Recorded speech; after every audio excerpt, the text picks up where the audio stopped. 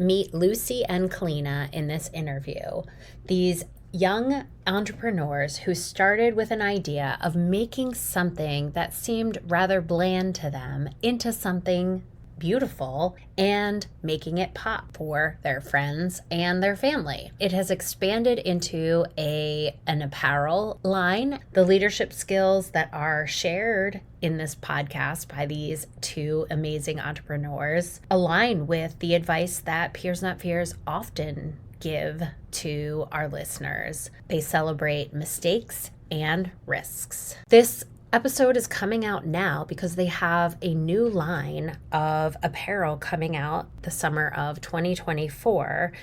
And we wanted to align the release with the release of their apparel line. They have learned to stagger their launches based on the demands of their customers, quantity of materials they have, and the money that they have raised. I hope you enjoy this episode with Lucy and Kalena. If we freed the door of our locks, imagine what they could do. Welcome to the podcast Education Unimagined, where we give students an opportunity to share their voice in a system where often their voice is unheard. I ask them to share their experience and advice on how we can improve the experience for everyone. I want to welcome both of you, Lucy and Kalena, to the podcast Education Unimagined, where I ask students about their experience in school, in life, in leadership, and ask them advice to give to adults in education, adults in your life. And I am just so grateful to have you both here today to share about some of the incredible leadership opportunities and skills that you have already developed. And you are just 14 years old. And that is so exciting for me. I was wondering if you might start by telling our audience a little bit about yourself. Yeah, we are the owners of PureLight Apparel, Kalena and Lucy. Yes. And we are both just 14 years old, like you said. And before it was PureLight, it actually started as LKA Goods. It was us and one of our other friends. We were just kind of like painting notebooks and selling little trinkets to our family. And we really enjoyed doing that. So we were like, we want to make this like more professional. We thought that let's make this a real business. And that's kind of how we like created PureLight. What generated the idea to start with making these journals? Where did that come from? It was honestly kind of random. We were actually in a dollar store and we saw these notebooks and thought maybe we could paint these and sell them. Yeah, maybe we can make something out of this. Yeah. This might be fun. And it really was. That's awesome. So it was something that you were trying to do to be creative, but then you saw an opportunity in where you could make money to at least refund the amount that you invested. And then Yes. Were you making money pretty quickly?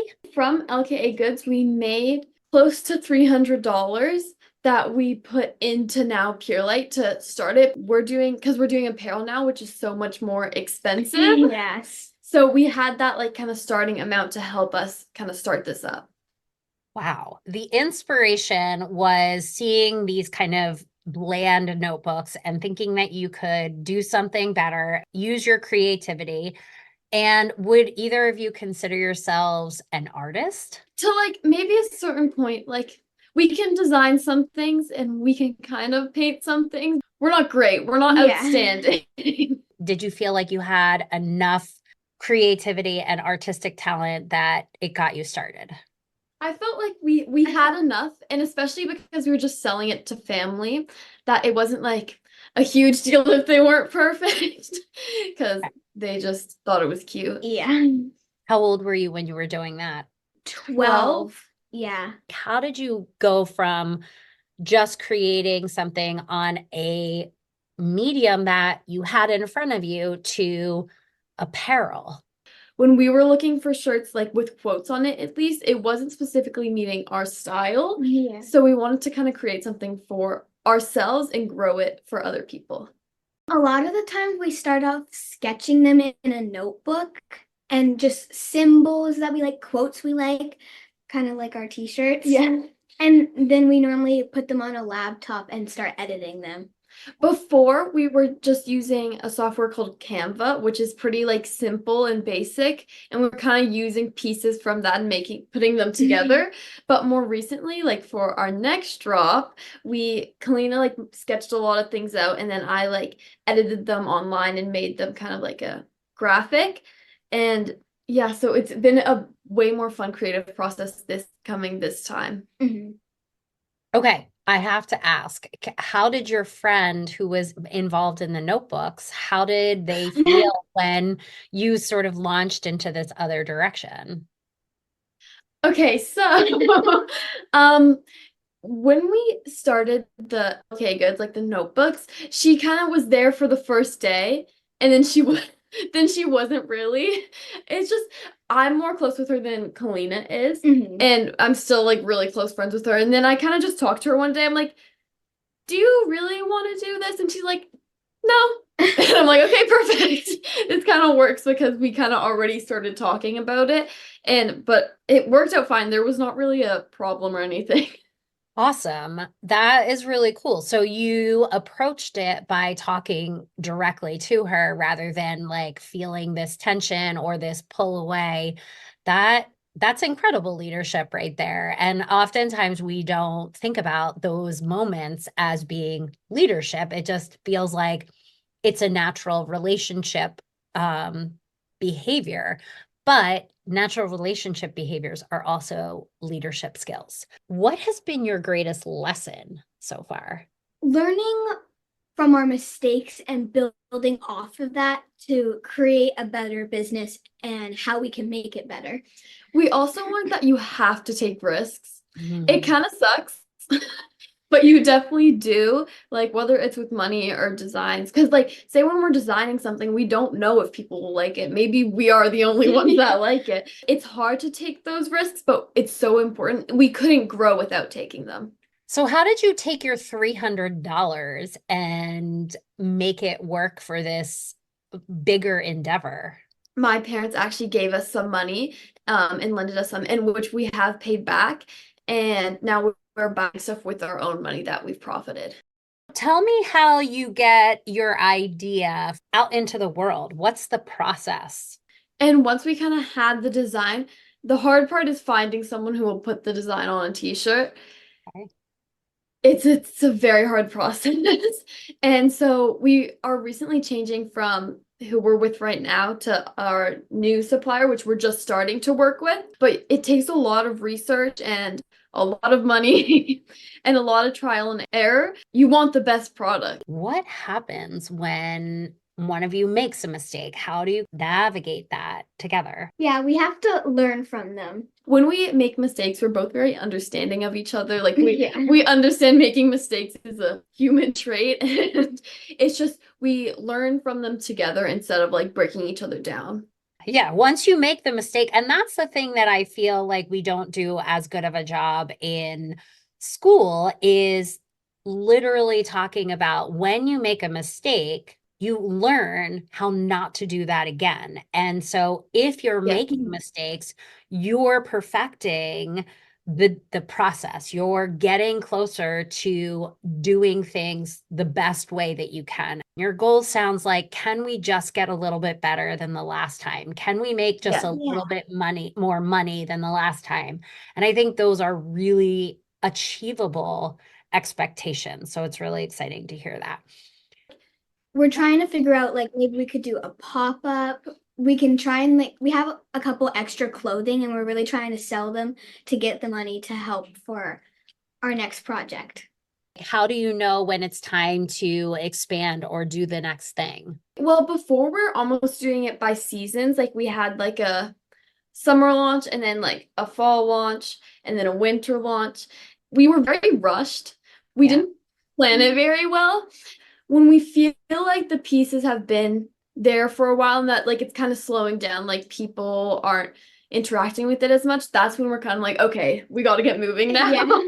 But like it's a very long process. So like right now it's still like weeks and weeks and weeks out until our next launch or project. Yeah. It just takes a lot of planning, and we really are trying to execute it well. What's a launch entail? I would say it's a whole bunch of different clothing pieces that are kind of similar to each other. So maybe like a color scheme, it may be like a whole bunch of t-shirts, maybe a whole bunch of sweaters. It may go with the season or Style of what's going on, but they all kind of coordinate together. Okay, and how many different things do you try to put together when you launch a new line? It really depends. I think we're probably like 5 or 6 Yeah. is like our range. In our summer, when we were just using the Cricut, we only had like 3 things. So we just like expand off of it because we want to keep making more. But also we have to find the perfect balance that it's not like too much money to get like, Yeah. because we don't have money for like 100 pieces. So we have to find the perfect balance. How are you sort of managing not getting too much product and not having not enough product? Because we've been in business for a couple months, we do kind of are starting to get the gist of like what Yeah. sizes do sell and like what most our demographic is and stuff. So we're kind of learning from it and putting it into the future. So you mentioned your parents willing to support you financially. Have there been other adults in your lives who have been helpful in other areas? Yes, actually, just recently we were in a pop-up for 3 months, and it was this woman named Sophia, also my neighbor, who was kind enough to give us a section in her store for 3 months, which was a really, really great opportunity to get lots of sales and interactions with people. And even more recently, so her store is called Nevaeh Dolls Boutique. It's amazing. She's such a great person too. And recently she just did a pop-up at another mall near us, and that was just for the weekend. And even then she's like, yeah, I have a space for you guys. Like, Nice. And has that relationship and that opportunity, has that led you to consider doing pop-ups in other places and making connections and networking with people on how you can get into their spaces? Yeah, we Yeah. are definitely trying to reach out to more brands, seeing if we could have a section, or we are trying to see if maybe we can have our own pop-up shop at the mall as well. The markets that are close to our house have been like dying down a bit, I think, in the past Mhm. few years. So we want to like kind of put our stuff in the most traffic area. And we think that's the mall, especially with teenagers, because that's our main demographic. How are you reaching your customers? Are they online? Are they in person? How are you connecting with people?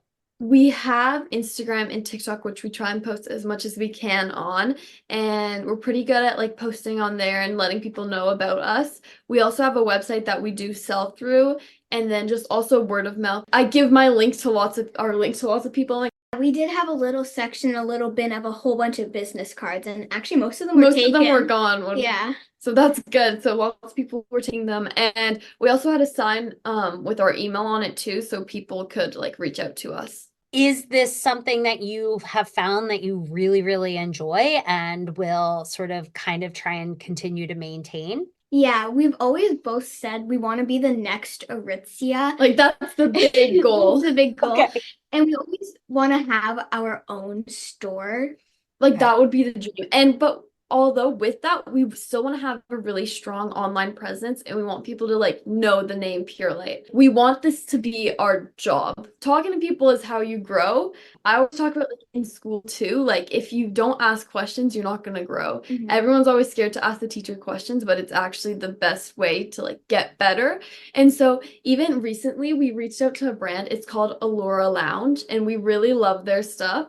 And I reached out and I just had like a couple questions. And so I just DM'd her on Instagram and she replied. And it honestly meant the world to us because we love like her brand so much. Most of the time, we've reached out to a lot of brands, but most of the time they never respond. So her responding meant so much, and her giving us tips, and it was so helpful, and like it was so nice. Earlier, you said that risks are the only way that you can grow, and making mistakes are the only way you can grow, and asking questions. And it's really interesting how through this journey, you really you had the courage to take on this leadership role between the two of you. And through this journey, you have learned some of the most valuable leadership skills that often we don't learn. And for a long time, we don't know that we're learning them or seeing them as opportunities until we're in a place where maybe we have a title or we're leading others and we don't know what we're doing. And so I think it's pretty amazing that you guys are having this journey at this age so that you can build on that and know this is really what we want to do. And so I just want to say, having the courage to reach out. Do you feel like you have the same amount of time as your peers? Do you feel like you're still able to access the same opportunities that your peers are having? Or do you feel like this has now become so big in your life that you're not getting exposed to some of the other things? Well, we both are in All-Star Cheer, so that's a very demanding sport. It Yes. takes up a lot of time. Luckily, we do still manage to have time to hang out with friends, but it does does take up take a lot of time. a lot of time. There's lots of planning days. We spend hours and hours at Starbucks because we don't really have an office, so we just like go there to plan everything. So they definitely have a lot of our money, but we've also learned that like going into a different environment can actually make you more productive and like because there's a lot of work to be done, and so it does take up a lot of our free time, but we still like manage it well enough that we can do other things in our life. Do you feel like some of your peers are envious of what you've done? Have any of them asked you for advice? Do you feel like you can give advice? Yes, there's definitely people that have asked me for like a lot of help, or there's some people that are like, "Oh, I want to start a business now. Can you help me?" I'm like, I'm happy to help people, just I want to make sure I'm helping with the right things because we have so limited time, we want to make sure like it's going to the right places and people. Yeah. That's amazing. I think that's so valuable for you to recognize that, like, yeah, I could help you with that, but you don't need me to help you create a Yeah. Gmail account. And if you're not willing to do something that basic on your own, then any of the things that I can really help you with, you're not going to be willing to do because you Yeah. haven't taken that step to learn on your own. Are you making sacrifices? Would you say that you are making sacrifices by running this company? I think our biggest sacrifice is probably time. Mm. Even though we still like have time to do stuff, it's definitely a lot of time is A- going into this. And a lot of our thinking is just always PureLight and our Yeah. business. But it's definitely worth it because I'm not someone that likes to be bored. So my last couple of questions are about advice. I would like for you to think about the advice that you might give to someone your age who you don't know. What is the advice that you would give them? Do something that you're super passionate about because it will make it so much more enjoyable than doing something that you dread doing. If you're starting a business to make money, it's probably not gonna 100% work out because you have to have some enjoyment to it. Because, like a job, if you're just forced to do it, it's like it's so hard to do. Versus, like, if you have something that you enjoy about it, then you'll work on it more, which will end up like being better in the future. I think that is really valuable advice. Definitely the part of if you're starting a business to make money, you're probably going to be disappointed because Yeah. any entrepreneur will tell you it's not immediate. Yeah. Mhm. What about the adults in your life, maybe teachers? What advice would you give to teachers? I think that people should be honestly more educated about business. I think it's actually like a really fun thing and people don't think they can do it because they're so young, but it's not the case. I know in like career education right now where we were doing resumes and stuff, which is 100% important, but I think we should also almost like put some sort of business aspect into it and in high school because we're still in middle school here, there is a marketing and entrepreneurship class. So we're definitely very excited to Yeah. take that because we've kind of waited for like real education on this because looking stuff up online doesn't always give you a full answer. I want to thank you both for your time today. I think everything that you've shared. Maybe not everybody is going to go into business on their own, but I think you shared a lot of valuable tips in how leadership is not necessarily the captain on the team or the student council member. You are finding opportunities to build leadership for yourselves in your own way. Yes, Yeah. thank you so much for this opportunity. Of course. So tell us, if people are listening, where can they find you? Okay, so our website, purelightshop.square.site. Instagram is purelight.apparel. Our TikTok is purelight_official. Thank you so much. I hope that some people who are listening to this have an opportunity to check out what you're selling and that you get a couple of new customers from this interview. Thank you. After listening to these two young ladies talk about their leadership experience, you may be wondering how your son or daughter may be a leader. And part of my goal in this podcast is to remind each and every young teen that leadership is within their reach, and in fact, they're already doing leadership activities. If you want to know some of the ways that your child is a leader, you should download my 10 ways to ignite leadership so you can see different ways to encourage your child to be a leader, but also see other ways that they are in fact already leading. You can get this link in my bio or in the show notes. Thank you for listening. The theme music for this podcast, Unimagined, was written and produced by another fellow educator, Keith McClendon.